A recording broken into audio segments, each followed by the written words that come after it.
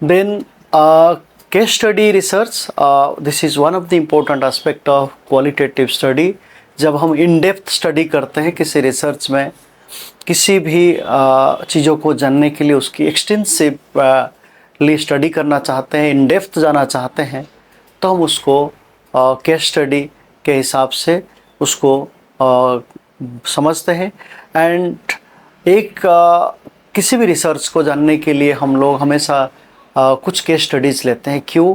Because it explains the meaning, the objectives.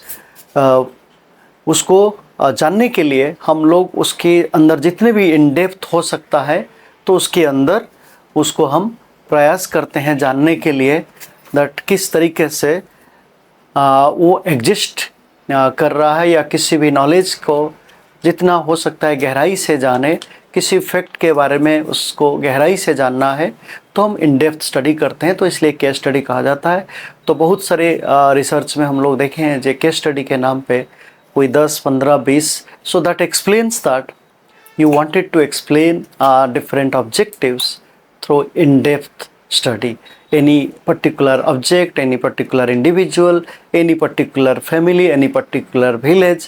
So that gives the in-depth study, that gives another qualitative way of understanding the hidden meanings attached to the existing fact.